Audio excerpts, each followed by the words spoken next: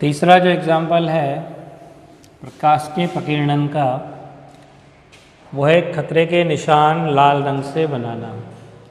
खतरे के निशान देखें कभी? डेंजर का निशान रेड से लगा रहता है, इसे क्रॉस करके, या लिखा होता है आगे खतरा, कृपया सावधान। तो सवाल क्वेश्चन ये है कि लाल रंग से ही क्यों बनाया गया? तो मैंने अभी बताया था तुमको, सबसे कम प्रकीर्णन किसका होता है? रेड का, क्योंकि लैम्डा आर का मान सबसे कम की अधिक, लैम्डा आर क्या होता है? सबसे अधिक। 7 रंगों के प्रकाश में सबसे ज़्यादा तरंगदैर्घ्य किसकी होती है? लाल की। इसलिए प्रकीर्णन सबसे कम होता है, और जब प्रकीर्णन कम होगा तो फैलेगा नहीं, इसलिए बहुत दूर से भी वो लाल रंग दिखाई दे जाएगा। यानी खतरे का निशान बहुत दूर से ही हमको दिखाई देगा, और जब बहुत दूर से दिखाई देगा तो हम पहले से सावधान हो जाएंगे कि वहाँ खतरा है। इसलिए हमेशा खतरे के निशान किससे बनाते हैं? लाल रंग से। कैसे बनाते हैं? लाल रंग से। चौथा एग्जाम्पल है बादलों का सफ़ेद दिखाई देना। बादल क्या होते हैं? बादल एक्चुअल में होते हैं जलवाष्प। बादल किसे कहते हैं? जलवाष्प होती हैं, जल की बूंदें होती हैं, और जल की बूंदों का साइज बड़ा होता है तरंगदैर्घ्य की तुलना में। लैम्डा की तुलना में ये जो साइज है वो ज़्यादा बड़ा होता है, यानी जल की बूंदें बड़े साइज की होती हैं। इसलिए सूर्य से आने वाले श्वेत प्रकाश का प्रकीर्णन नहीं हो पाता, और जब प्रकीर्णन नहीं होगा तो श्वेत प्रकाश ही हम तक पहुंचेगा, तो श्वेत ही दिखाई देगा। इसलिए बादल भी कैसे दिखाई देते हैं? सफ़ेद दिखाई देते हैं। अब प्राकृतिक घटना नंबर 2, दूसरी प्राकृतिक घटना क्या है? इंद्रधनुष का निर्माण। कभी प्रैक्टिकली तुमने इंद्रधनुष देखा होगा। इंद्रधनुष का मतलब यहाँ इंद्र से और धनुष से कोई तात्पर्य नहीं है, ना तो ये वास्तव में इंद्र का कोई धनुष है, क्योंकि पुरानी जानकारी के अनुसार ये माना जाता था कि बारिश के देवता इंद्र होते हैं, यानी कि वर्षा होने का कारण इंद्र होता है। और वर्षा के तुरंत बाद हमें एक वृत्ताकार चाप जैसी आकृति दिखाई देती है, जो कि धनुष जैसी होती है। धनुष चलते हैं ना पुराने समय में, रामायण महाभारत काल में, तो धनुष जैसी आकृति होती है। इसलिए जनरली लोगों ने मान लिया कि इंद्र भगवान का या इंद्र देवता का धनुष है, इसीलिए इसका नाम हो गया इंद्रधनुष। एक्चुअल में रेनबो इसको बोलते हैं। बारिश में दिखाई देता है, रेन यानी बरसात में, इसीलिए इसका नाम रेनबो। तो इंद्रधनुष का निर्माण होता कैसा है? पहले तो देखो इंद्रधनुष दिखेगा कैसे तुम्हें? जब बारिश होके बंद हो चुकी है, बारिश होते समय नहीं दिखाई देगा, बारिश बंद हो गई या बहुत हल्की हल्की बूंदें हैं बारिश में, तो उस समय क्या होता है कि बादलों के रूप में, बादल एक्चुअल में क्या होते हैं? जलवाष्प। बादल क्या होते हैं? जलवाष्प। तो जल की छोटी छोटी बूंदें ऊपर तैर रही होती हैं आकाश में, ज़्यादा ऊंचाई पर नहीं होती, वो कम ऊंचाई पर, क्योंकि अपन ये सब जानते हैं बरसात आती तब है जब बहुत नीचे पानी या जलवाष्प आ जाता है और टकरा के गिर जाता है, तो उसको अपन क्या कहते हैं? बारिश। तो बरसात जब बंद हो चुकी तो कुछ बूंदें वहाँ तैरती रहती हैं। उस समय सूर्य की तरफ पीठ करके देखना है, जिधर सूर्य दिखाई दे रहा है उस तरफ मुँह नहीं करना, उसकी तरफ क्या करो? पीठ। सूर्य की तरफ पीठ, यानी सूर्य का प्रकाश इधर से सामने आना चाहिए, क्षितिज में दिखाई देना चाहिए। पृथ्वी गोल है, इसलिए धनुष जैसी आकृति बनती है। पृथ्वी हमारी क्या है? गोल है। पृथ्वी की सरफेस कैसी है? गोल। पृथ्वी की चारों ओर जो वायुमंडल की लेयर है वो भी इस तरह के चाप के रूप में ही होती है, और वायुमंडल में ही क्या है? बादल है, जलवाष्प है, तो इसलिए वो आकृति भी कैसी दिखती है? धनुष जैसी, वृत्ताकार, वृत्तीय चाप जैसी। तो जैसे ही हम पीठ सूर्य की ओर करके ऊपर की ओर देखेंगे, आकाश की ओर, क्षितिज की ओर, तो हमें 7 अलग अलग रंगों के रंगीन चाप दिखाई देंगे। क्या दिखाई देंगे? 7 अलग अलग रंगों के रंगीन चाप।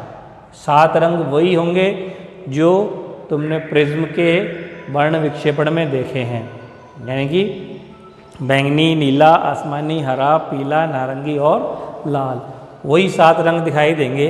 लेकिन कभी कभार क्या होता है, हमारी आंखें हर रंग को अलग अलग करके नहीं देख पाती हैं, बहुत दूर होता है, तो हमें 3, 4 या 4, 5 कलर दिखते हैं। कई बार आप ये कह सकते हो कि साहब 7 कभी नहीं दिखाई दिए, गिनने नहीं जाते 7, तो 7 इसलिए नहीं दिखते कि नीला बैंगनी एक जैसे ही होता है, तो मिक्स होकर तुमको एक दिखाई देगा, ठीक है।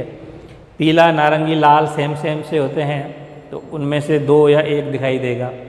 तो इसलिए तुम्हें 7 की बजाय 3, 4 या 4, 5 रंग दिखाई देते हैं। तो 7 रंग के रंगीन चापों का दिखाई देना, उसी को अपन क्या बोलते हैं, इंद्रधनुष, ठीक है। अब इंद्रधनुष जो होता है वो 2 प्रकार का होता है। नंबर 1 होता है प्राथमिक इंद्रधनुष, और नंबर 2 होता है द्वितीयक। जनरली जो हमको दिखाई देता है वो प्राथमिक होता है, यानी सामान्यतः जो दिखेगा, द्वितीयक कभी कभी दिखता है।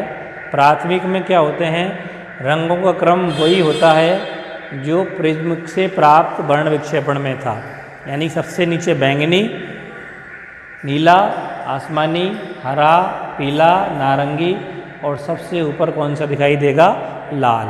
यानी प्रिज्म से द्वारा वर्ण विक्षेपण में जो कलर हमें दिखाई दिए, वही कलर इंद्रधनुष में क्रम के हिसाब से होंगे। यानी सबसे नीचे रंगीन चाप कौन सा होगा, बैंगनी, और सबसे ऊपर होगा लाल। तो उस इंद्रधनुष को हम बोलेंगे प्राथमिक इंद्रधनुष। ये ज़्यादा शार्प दिखेगा, ज़्यादा तीव्रता का दिखेगा, चमकीला और स्पष्ट दिखेगा, इसे कहते हैं प्राथमिक इंद्रधनुष। और कभी कभी, हमेशा नहीं, इसकी कोई श्योरिटी नहीं है, कभी कभी ऐसा हो सकता है कि प्राथमिक इंद्रधनुष के ठीक ऊपर एक और इंद्रधनुष दिखाई देगा, जिसमें रंगों का क्रम प्राथमिक इंद्रधनुष के विपरीत होगा। रंगों का क्रम क्या होगा, प्राथमिक इंद्रधनुष के विपरीत। मतलब प्राथमिक में जो क्रम है, बैंगनी, नीला, आसमानी, हरा, पीला, नारंगी, लाल, उसके अपोजिट, यानी कि रेड सबसे नीचे और बैंगनी सबसे ऊपर, ठीक है। तो द्वितीयक इंद्रधनुष कभी कभी दिखेगा जनरली, और कम तीव्रता का धुंधला सा दिखेगा। बहुत गौर से देखोगे, ध्यान से देखोगे तो ही दिखेगा, वरना नहीं दिखेगा। तो मूल रूप से तो हमें यही दिखाई देता है। कभी हम प्रैक्टिकली देखना चाहेंगे तो प्राथमिक दिखेगा, लेकिन कभी कभी इस प्राथमिक इंद्रधनुष के जस्ट ऊपर क्या दिखाई दे सकता है, द्वितीयक इंद्रधनुष, ठीक है। अब सबसे बड़ी चीज़ ये है कि हम समझें कि ये इंद्रधनुष दिखाई क्यों दे रहा है, क्या है इसका रीज़न, कैसे कलर आए वहाँ पे, ऐसा क्या हुआ उस आकाश में, बादलों में, जलवाष्प में, कि उसमें कलर दिखाई दे रहे हैं। तो रीज़न वैसा ही है जैसा प्रिज्म में होता है। तो वहाँ जो जल की बूंदें हैं, उन बूंदों के द्वारा प्रकाश का अपवर्तन और पूर्ण आंतरिक परावर्तन जैसी घटनाएं होती हैं, उसी की वजह से हमें इंद्रधनुष दिखाई देता है, यानी कि 7 रंगों के रंगीन चाप दिखाई देते हैं, ठीक है। वो तो पृथ्वी गोल है और चारों तरफ वायुमंडल है, सभी जगह जल बूंदें हैं, इसलिए सब बहुत सारी बूंदों का मिला के वो कैसा बन जाता है, एक रंगीन चाप बन जाता है, ठीक है। अब मैंने यहाँ चित्र बना के कुछ समझाने की कोशिश की है तुम्हें, प्राथमिक और द्वितीयक इंद्रधनुष कैसे बनते हैं, ठीक है। एक एक बूंदें दिखाई हैं, बहुत सारी बूंदों का बनता है, हम चित्र में केवल एक एक बूंद का ही दिखा सकते हैं। तो जल की बूंदें जो होती हैं, छोटी छोटी बूंदें, उनके द्वारा प्रकाश का पूर्ण आंतरिक परावर्तन और अपवर्तन होता है। प्राथमिक इंद्रधनुष जो होता है, उसके निर्माण का कारण होता है प्रकाश का एक बार अपवर्तन और एक बार पूर्ण आंतरिक परावर्तन। प्रकाश का एक बार अपवर्तन और एक बार पूर्ण आंतरिक परावर्तन और 2 बार अपवर्तन प्राथमिक इंद्रधनुष के निर्माण का कारण होता है। और द्वितीयक इंद्रधनुष के निर्माण का कारण है प्रकाश का 2 बार अपवर्तन और 2 बार पूर्ण आंतरिक परावर्तन। कैसे होता है, तो चित्र में देखिए, ये सूर्य का प्रकाश है और मैंने जल की बूंदें दिखाई है।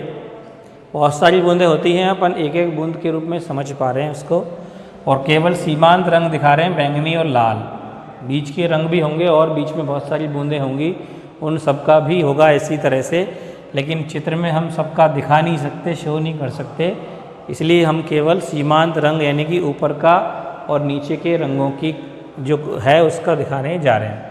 तो सूर्य का प्रकाश जो होता है, ये देखिए सूर्य का प्रकाश श्वेत प्रकाश होता है सूर्य का, इसमें सभी 7 रंग होते हैं, ये हम जानते हैं पहले से।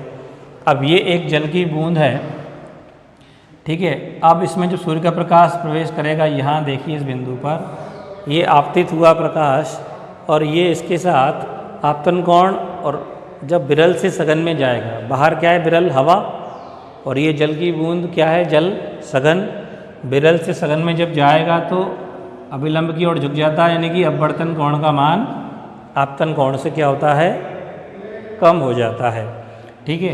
तो ये प्रकाश इस तरफ मुड़ गया, विचलित हो गया, यानी कि प्रकाश का क्या हो गया अपवर्तन। अब अपवर्तन जब होके पहुंचेगा, ये जल के पृष्ठ पर सघन माध्यम में चल रहा है, इधर हवा है, हवा मतलब विरल। पूर्ण आंतरिक परावर्तन तुम पढ़ चुके हो पहले, कब होता है जब प्रकाश सघन से विरल में जा रहा हो। तो ये सघन माध्यम में टोटली जल, इधर हवा विरल है, दोनों का पृथककारी पृष्ठ ये हो गया बाउंड्री जल की। तो यहाँ अगर क्रांतिक कोण से अधिक कोण पर आपतित हुआ तो प्रकाश का क्या हो जाएगा पूर्ण आंतरिक परावर्तन, ये पूर्ण आंतरिक परावर्तन हो गया। और फिर दोबारा वही क्रांतिक कोण से अधिक कोण पे आपतित होगा तो फिर से पूर्ण आंतरिक परावर्तन हो जाएगा, और अंत में जब सघन से वापस विरल में जब आएगा तो अभिलंब से दूर हटते हुए ये सीधा कहाँ पहुँचेगा पृथ्वी पर। तो इस घटना के फलस्वरूप हमें बैंगनी रंग का चाप दिखाई देगा कि द्वितीयक इंद्रधनुष का रीज़न है 2 बार अपवर्तन और 2 बार पूर्ण आंतरिक परावर्तन।